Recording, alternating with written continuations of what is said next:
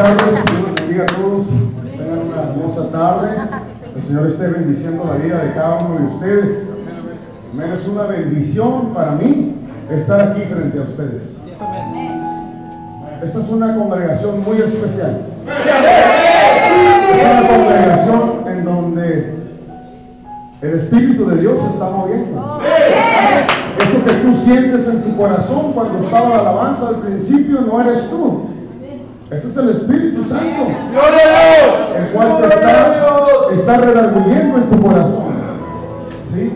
Es el Espíritu de Dios el que te está redarguyendo en tu corazón, te está haciendo sentir algo.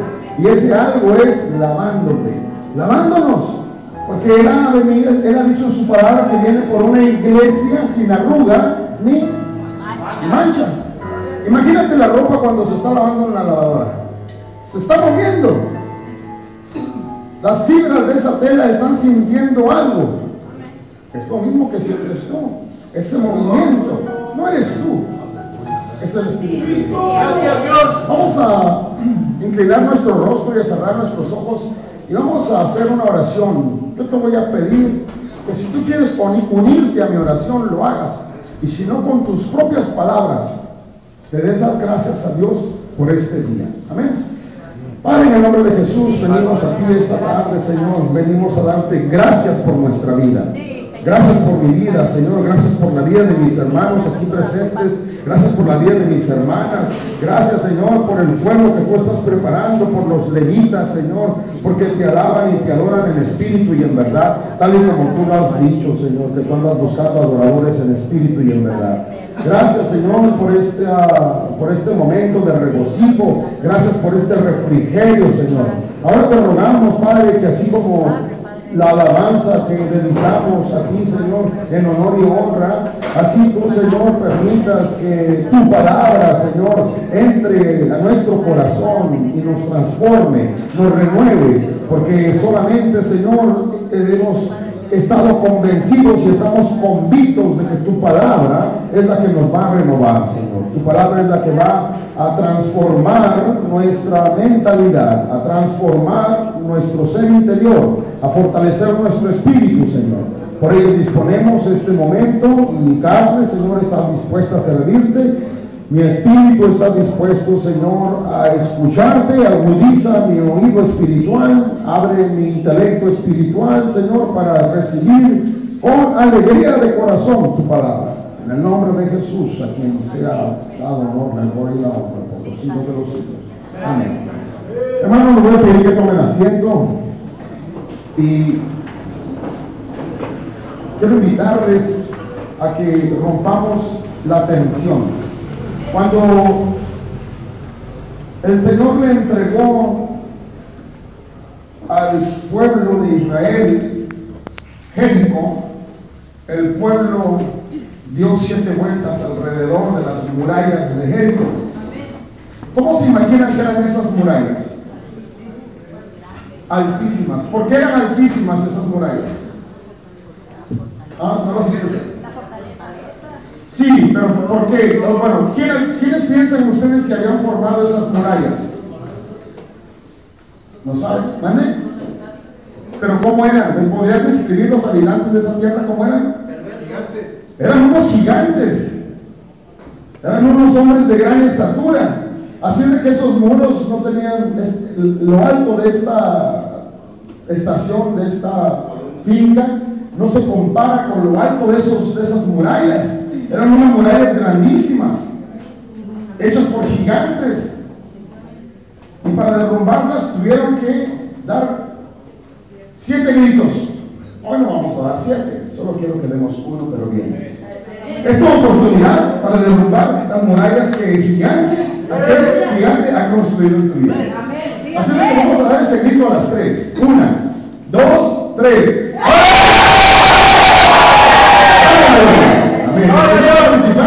Sus murallas van a seguir a su alrededor y vas a seguir dando vueltas dentro de ella por no haber participado de este grito. Nosotros caminamos por fe. Y no es que lo haya declarado, pero yo no puedo derribar tus murallas con mis gritos. Yo derribo mis murallas con los míos. Yo no puedo derribarlas, tus murallas con los tuyos. ¿Te gustaría tener otra oportunidad para poder tener otra oportunidad? A la de 3. 1, 2, agarra aire. 1, 2, 3.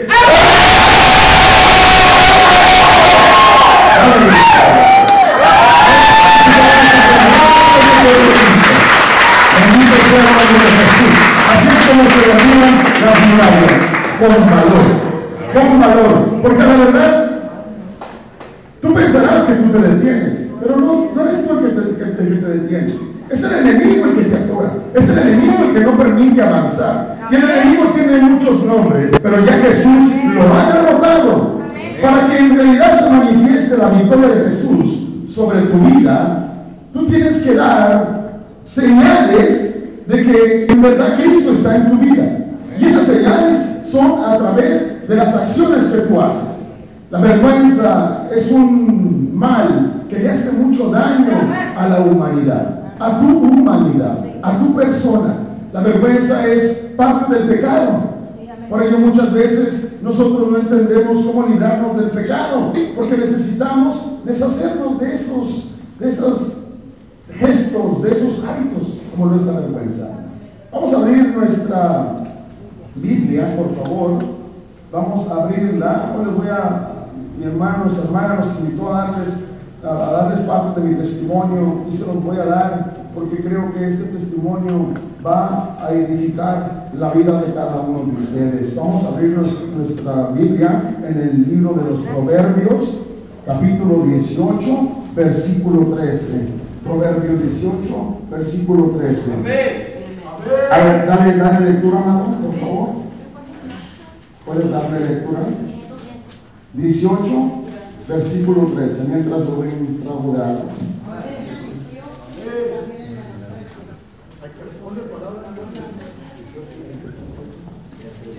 Padre, del Hijo y del Espíritu Santo. Al que responde palabra antes de oír, le es fatuidad y oprobio. Al que responde palabra antes de oír, le es fatuidad y oprobio. Así es. El que responde antes de escuchar, cosecha necedad y vergüenza. El que responde antes de escuchar.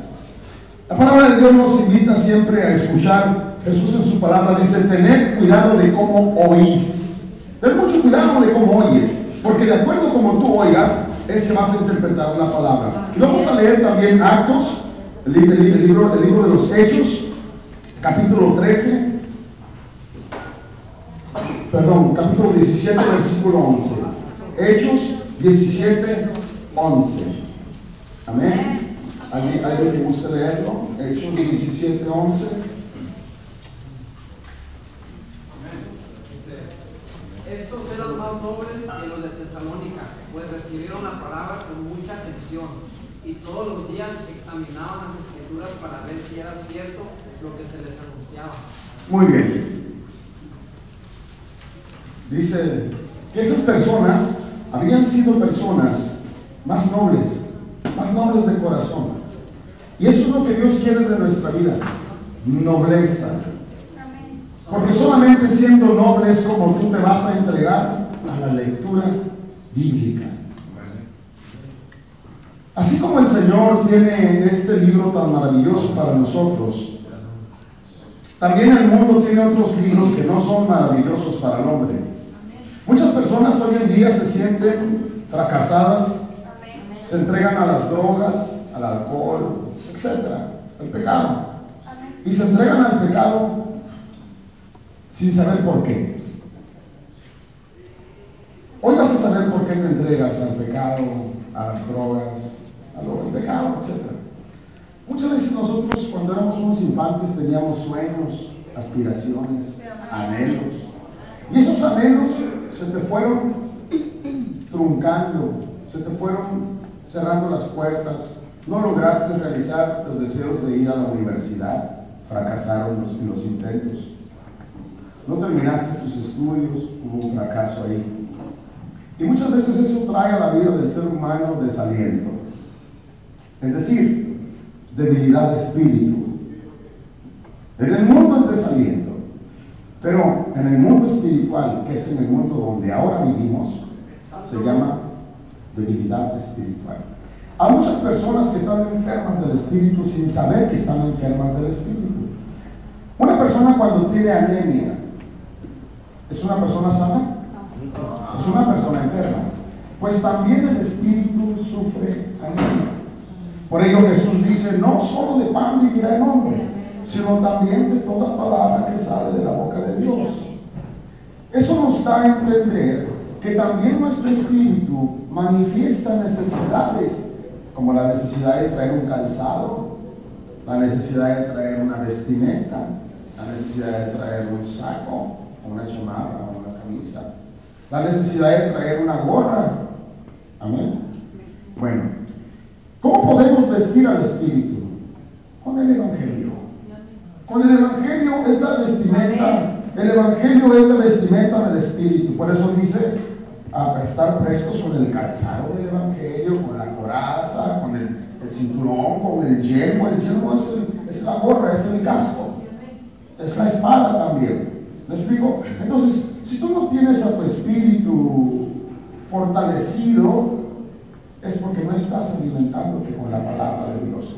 Ahora, en el mundo secular, sabemos muy bien que aquellos deseos que queríamos realizar, como ir a la universidad o tener alguna maestría, o qué sé yo, cuáles hayan sido tus anhelos, no los pudiste realizar, no te preocupes. A Dios no lo vamos a impresionar porque seas un doctor de Harvard o una licenciada o un abogado o un licenciado en economía o el mejor ingeniero, arquitecto, el mejor químico. No, Dios no lo vas a impresionar por cuántos posgrados o universidades atendiste.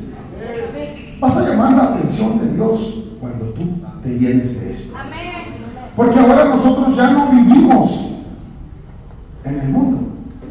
O sea, estamos en el mundo, pero no vivimos de acuerdo a las costumbres del mundo.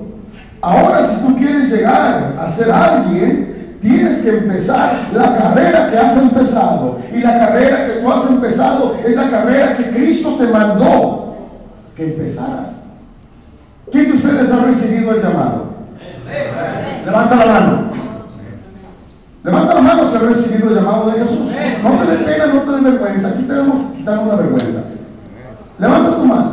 Muy bien. Veo que casi todos recibimos el llamado. ¿A qué se debe el llamado? El llamado es un hecho de misericordia. El llamado es un hecho que Dios hace y por ello lo vamos a mirar en el libro de los Romanos, capítulo 9. Y vamos a leer del versículo 6 en adelante y le voy a dar lectura para aprovechar el tiempo. Dice, pero no es que la palabra de Dios haya fallado, porque no todos los descendientes de Israel son israelitas, ni son todos hijos por ser descendientes de Abraham, sino que por Isaac será llamada la descendencia. Esto es, no son los hijos de la carne los que son hijos de Dios, sino que los hijos de la promesa son considerados como descendientes, es decir, hijos de Dios. Porque esta es una palabra de promesa. Por este tiempo volveré y Sara tendrá un hijo, refiriéndose a la promesa. Y no solo esto, sino que también Rebeca, cuando concibió mellizos de uno, nuestro padre Isaac, porque aun cuando los mellizos no habían nacido y no habían hecho nada, ni bueno ni malo, ni para que el propósito de Dios conforme a su elección permaneciera, no por las obras, sino por aquel que llama. En tiempos anteriores, en las naciones habían leyes que se han ido reformando, y una de esas leyes es que atender el servicio militar era un llamado de todos. Y aquel que no atendía ese llamado podía declararse desertor, infiel, traidor a su patria, y ibas a la cárcel.